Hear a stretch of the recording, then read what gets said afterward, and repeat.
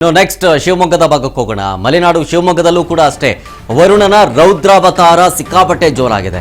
ಮಳೆಗೆ ಶಿವಮೊಗ್ಗ ನಗರದಲ್ಲೂ ಕೂಡ ಅಷ್ಟೇ ಮನೆಯ ಗೋಡೆ ಕುಸಿತಾಗಿದೆ. ಚಿಕ್ಕಮಗಳೂರಾಯ್ತು, ಹಂಗಿನ ಶಿವಮೊಗ್ಗದಲ್ಲೂ ಕೂಡ ಅದೇ ಸೇಮ್ ಪರಿಸ್ಥಿತಿ. ಇಲ್ಲೂ ಕೂಡ ಮನೆ ಮೇಲೆ ಮರ ಬೀಳೋದು, ಮನೆಯ ಗೋಡೆ ಕುಸಿತಗೊಳ್ಳೋದು. ಶಿವಮೊಗ್ಗದ ನ್ಯೂ ಮಂಡ್ಲಿಯಲ್ಲಿ ತಡರಾತ್ರಿ ನಡೆದಿರೋ ಘಟನೆ ಇದು. ನಗರದ ತಂಗಬೇಲು ಅನ್ನೋರ ಮನೆ ಗೋಡೆ ಕುಸಿತ ಆಗಿದೆ. ಪತ್ನಿ ಮತ್ತು 3 ಜನ ಮಕ್ಕಳ ಜೊತೆ ವಾಸವಾಗಿದ್ರು ತಂಗಬೇಲು. ರಾತ್ರಿ ಸುಮಾರು 1 ಗಂಟೆ ಟೈಮ್ಗೆ ಏಕಾಏಕಿ ಮನೆಯ ಗೋಡೆ ಕುಸಿತೋಗಿದೆ. ಗೋಡೆ ಬೀಳೋ ಶಬ್ದ ಕೇಳ್ತಿದ್ದಂತೆ ಹೊರಗೆ ಬರುತ್ತೆ ಕುಟುಂಬ. ಅದೃಷ್ಟವಶಾತ್ ಯಾರಿಗೂ ಏನಾಗಿಲ್ಲ, ಎಲ್ಲರೂ ಪ್ರಾಣಾಪಾಯದಿಂದ ಪಾರಾಗಿದ್ದಾರೆ. ಬಟ್ ಆತಂಕ ಅಂತೂ ಇದ್ದೇ ಇತ್ತಲ್ವಾ, ಆತಂಕದಲ್ಲೇ ಇಡೀ ರಾತ್ರಿ ಕಳೆದಿದ್ದಾರೆ. ಇವರು ಗುಜರಿ ಆಯೋ ಕೆಲಸ ಮಾಡಿತ್ತಂತೆ ಈ ಕುಟುಂಬ, ತಂಗಬೇಲು ಕುಟುಂಬ.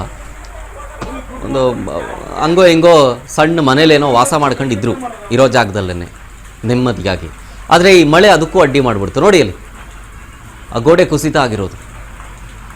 ಅದೇ ಹೇಳಿದ್ನಲ್ಲ, ಇದೂ ಕೂಡ ಹೊರಭಾಗಕ್ಕೆ ಗೋಡೆ ಕುಸಿತ ಆಗಿರೋದ್ರಿಂದಾಗಿ ಒಳಗಡೆ ಇದ್ದವ್ರಿಗೇನು ಸಮಸ್ಯೆ ಆಗಲಿಲ್ಲ. ಆ ಗೋಡೆ ಒಳಭಾಗಕ್ಕೆ ಬಿದ್ದಿದ್ರೆ ಏನಾದ್ರು ಸಮಸ್ಯೆ ಆಗ್ತಾ ಇತ್ತು.